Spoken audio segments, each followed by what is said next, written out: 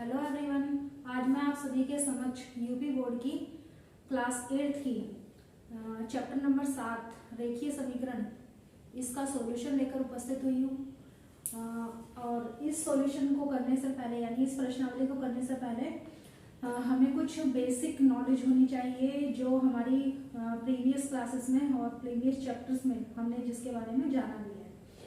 तो इस प्रश्नावली को करने से पहले मैं आपको कुछ कंसेप्ट्स जो बेसिक कंसेप्ट्स हैं उनके एक बार जानकारी देना चाहूंगी। सबसे पहले हमें जानना है चर के बारे में। चर जिसे हम इंग्लिश में वेरिएबल भी बोलते हैं। चर को इंग्लिश में हम बोलते हैं वेरिएबल। वेरिएबल का मतलब होता है, इन शॉर्ट हम बोल सकते हैं वेरी करना। यानी यदि किसी राशि का मान टाइम टू टाइम वेरी करे, चेंज होता रहे, तो हम उसे बोलते हैं वेरिएबल। फॉर एग्जाम्पल, इस चीज को हम समझने के लिए हमारा जो दैनिक जीवन होता है, उस दैनिक जीवन में हम बहुत सारे क्रियाकलाप करते हैं। रोजमर्रा के जितने भी काम होते हैं उन सभी में हम बहुत सारी चीजें देखते हैं जो हमारे इस वेरिएबल को डिफाइन कर सकती हैं। फॉर एग्जाम्पल, जैसे किसी बच्चे के घर में अगर चीनी खत्म हो गई है तो उसकी माँ कहती है कि बेटा दुकान से यानी बनिए की दुकान से चीनी खरीद लो। तो चीनी खरीदने के लिए वो क्या करेगा, दुकान पर जाएगा, 2 किलो चीनी तुलवानी है। तो जो बनिया है वो क्या करता है, तराजू पे 2 किलो का बाट रखता है और उसके बाद 2 किलो चीनी नापता है और पकड़ दे देता है। तो जो बनिए ने 2 किलोग्राम का बाट रखा है, यानी वो चीनी की जो मात्रा है वो क्या कहलाता है, उसका द्रव्यमान।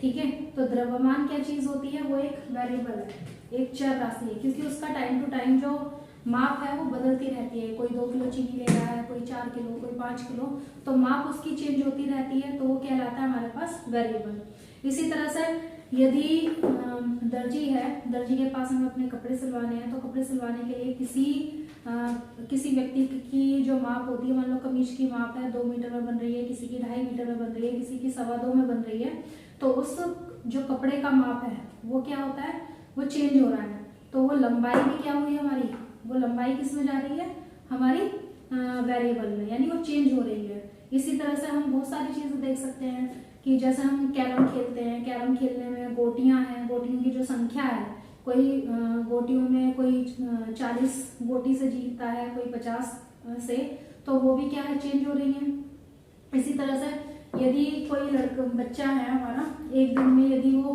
आधा लीटर दूध पीता है, किस दिन आधा लीटर पी लिया, किसी दिन उसने 250 ग्राम ही पिया, तो वो जो दूध का द्रव्यमान है वो भी इसमें जा रहा है हमारा वेरिएबल में। इसी तरह से आप देख सकते हो कि किसी घर में अगर बिजली की खपत हो रही है, बिजली जो यूज हो रही है, किस दिन 2.5 यूनिट यूज होता है, किस दिन 5 यूनिट होता है, तो वो भी क्या है, चेंज हो रही है। ये सभी चीजें हमारी वेरिएबल में जाएंगी। और नॉर्मली हम जो वेरिएबल को नापते हैं, यानी हम गणित में जिन वेरिएबल्स को देखेंगे वो हमारे इंग्लिश के अल्फाबेट या तो एक्स में होगा, या वाई में होगा, या हमारा जेड में होगा, या इंग्लिश के अल्फाबेट ए बी सी इस तरह से होंगे।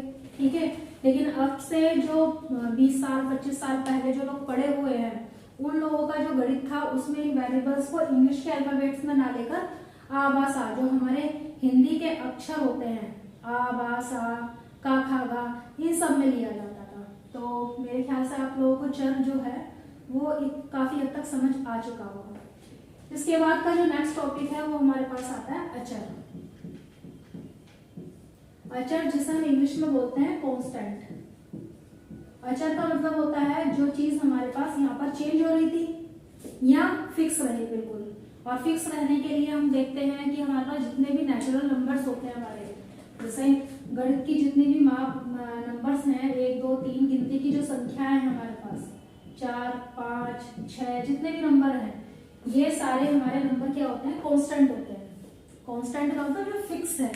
फॉर एग्जाम्पल के लिए आप समझ सकते हैं, जैसे हमारे पास 10 रुपए का सिक्का है या 5 रुपए का सिक्का है, चाहे आप उसे अपने घर में देखें या बनिए की दुकान पर जाके देखें या रात के अंधेरे में देखें, तो वो जो सिक्का है 5 का, तो वो 5 का ही रहेगा। ये नहीं कि 5 की जगह वो 10 का बन जाएगा या 20 का बन जाएगा, वो 5 का ही रहेगा।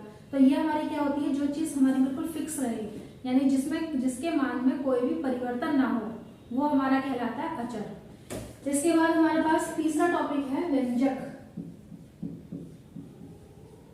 कि हम व्यंजक किसको कहेंगे। व्यंजक का मतलब होता है कि व्यंजक और समीकरण लगभग दोनों एक जैसे मिलते जुलते होते हैं, बस माइनर सा डिफरेंस होता है इसके अंदर। व्यंजक में क्या होता है कि हमारे पास कोई भी एक वेरिएबल होगा, वेरिएबल के साथ में कोई दूसरा अचर पद होगा, जैसे x + 7 हो गया। नेक्स्ट ले सकते हो आप y + 11, आप ले सकते हो 2x + 6 या 7, कुछ भी ले लें। इस तरह की जो आपको पद दिखाई देंगे, इस तरह के जितने पद होंगे वो सभी व्यंजक में गिने जाते हैं। ये सभी हमारे व्यंजक है। व्यंजकों में आपने पहले ही पढ़ा होगा कि हमारे पास एक पदीय व्यंजक होता है, द्विपदीय होता है, त्रिपदीय होता है, चतुर्पदीय होता है और बहुपदीय होते हैं। कई सारे तरह के होते हैं। जैसे इसमें कितने हैं, एक और एक, दो पद हैं, तो ये कहलाएगा हमारा द्विपदीय।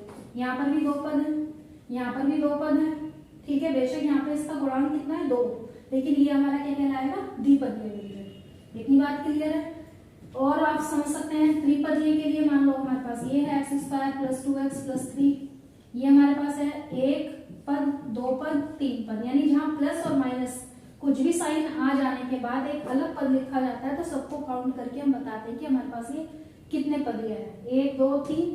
इसी तरह से आप लिख सकते हो x + 2 + y, इसमें भी 1 2 और 1 3। बेशक हमने कॉन्स्टेंट को बीच में लिख दिया है, तो हमारे पास यहाँ पर भी पद कितने हैं, 3, और 3 से ज्यादा पद होते हैं तो उन्हें हम बहुपदीय बोल देते हैं। इतनी सी हमारी ये है।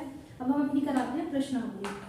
सबसे पहले एक बचता है समीकरण, दूसरा है रेखीय। हम इसको भी समझ लेते हैं कि समीकरण क्या होता है। समीकरण जिसको हम इंग्लिश में बोलते हैं इक्वेशन। समीकरण वो चीज होती है जो जिसमें दायां और बायां 2 पक्ष आ जाए एक साथ।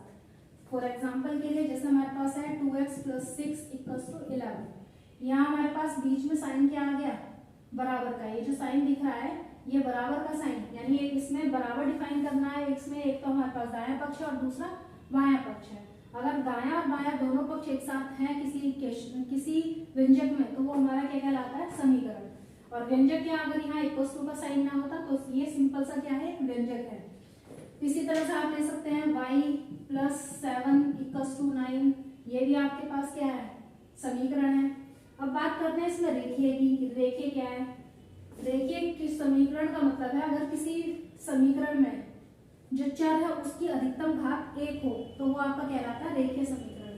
जैसे यहाँ पर भी इस समीकरण में कितनी घात है, 1, इस समीकरण y में भी कितनी है, 1। इसी तरह से यदि आप लेना चाहें 2x + 9 = 6x + 5, यहाँ पर 2 पक्ष हैं और दोनों पक्ष में x है, लेकिन दोनों ही पक्ष में x की अधिकतम घात यहाँ और यहाँ एक ही नजर आ रही है, तो ये हमारे क्या कहलाएगा, एक समीकरण कहलाता है, ठीक है। और समीकरण में भी क्या है, रेखीय समीकरण कहलाता है। रेखीय समीकरण के आगे के जो है, जैसे द्विघात समीकरण आदि का जो पहला क्वेश्चन है वो हम आपको कराते हैं। सबसे पहला क्वेश्चन है 6x = 5x + 9। अब इस क्वेश्चन को देखें यदि आप, तो हमारा काम क्या होता है इन क्वेश्चंस को करने के लिए। दायां और बायां हमारे पास 2 पक्ष हैं।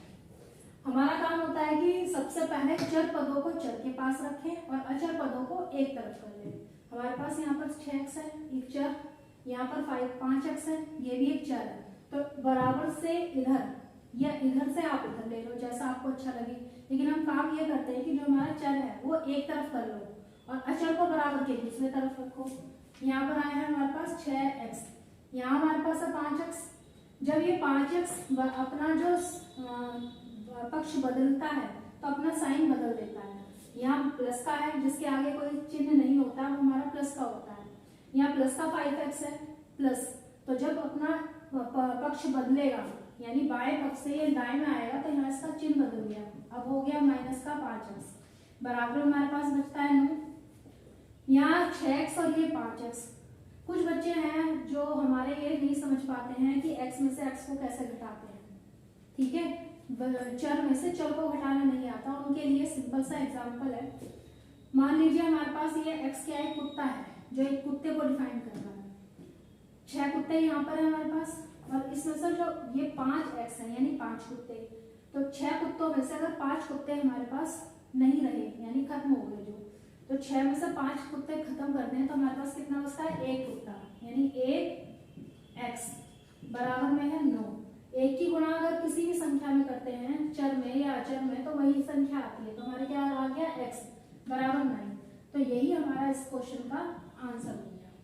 इसके बाद हम देखते हैं इसका सेकंड क्वेश्चन। वो भी सारे क्वेश्चन लगभग सिमिलर है, करा दे रहे हैं हम आपको। यहाँ है 4x प्लस का 3 बराबर में है माइनस का 6x बराबर माइनस का 18। अब देखिएगा यहाँ पर भी हमारा इसी क्वेश्चन की तरह काम करना है। यहाँ माइनस का 6x है, यहाँ माइनस का 4x है। तो चर को चर के पास ले जाएं और ये अचर को अचर के पास ले जाएं। आप यहाँ से माइनस का 6x है, इसको इस तरफ ले लें। ये साइन कैसा है, माइनस का। पक्ष बदला तो इसने अपना चिन्ह बदला, माइनस का आया तो यहाँ पर हो गया प्लस का 6x। ऊपर से हमारे पास है 4x बराबर में, ये यहाँ पर है हमारे पास माइनस का 18। अब ये अचर संख्या ये भी उधर गई, प्लस की है तो उधर जाके अपना पक्ष बदलने पर ये भी हो गई माइनस का 3।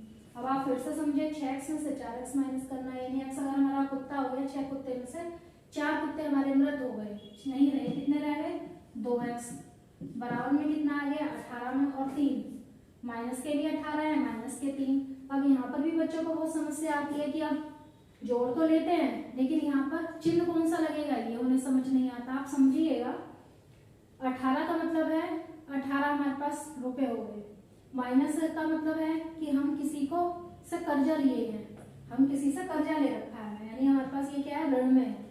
ये 3 भी क्या है, माइनस का साइन है तो 3 भी ऋण का है, यानी 18 और 3 कितने हो गए हमारे पास 21। और साइन क्या है, यानी 18 हमारे को किसी और को देने थे, 3 भी हमें किसी और को देने हैं, तो 18 और 3 21। ठीक है, तो 21 रुपए में किसी और को देने हैं, तो हमारे पास इसलिए साइन कैसा आ गया माइनस का। एक और तरीका है कि आप चाहो तो माइनस कॉमन ले लो, लेकिन वो थोड़ा सा बड़े बच्चों के लिए है, बड़े बच्चे जो जिन्हें जोड़ने घटाने में समस्याएं नहीं आती है। अब हम ये कंसेप्ट समझा रहे हैं छोटे बच्चों को, तो छोटे बच्चों को ये बहुत इजीली समझ आ गया होगा। अब यहाँ समझिए कि x के आगे 2 लगा है, हमें सिर्फ इसका चर का मान x का बताना है। अब हम हमारे पास जो गुणा में चीज होती है, गुणा में हमारे पास कितना है 2। गुणा की कोई भी चीज होती है जब बराबर के उधर जाती है तो हमेशा भाग में जाएगी, डिवाइड में। तो यहाँ से x छूटेगा और ये 2 कहाँ जाएगा 21 के नीचे। 21 में 2 का भाग नहीं जा सकता, ठीक है, दशमलव में आएगा। तो हम अपने क्वेश्चन का आंसर यही छोड़ देंगे, माइनस का 21/2। होपफुली आपको ये 2 क्वेश्चन तो समझ आ ही गए होंगे। अब क्वेश्चन नंबर जो 3 है हमारे पास वो क्या कहता है, क्वेश्चन नंबर 3 है हमारे पास 6 + 3y बराबर में है 2y + का 10। अब देखिए इस क्वेश्चन के लिए यहाँ पर भी हमें वही काम करना है कि जो चर है चर के पास ले लें, अचर को अचर के पास ले जाए। यहाँ पर है 3y, ये 2y बराबर के उधर है, इधर से इधर आएगा तो अपना फिर से चिन्ह बदलेगा, माइनस का 2y आ गया। अब इस प्लस के 6 को भी उधर ले जाएंगे अपने अचर के पास में, तो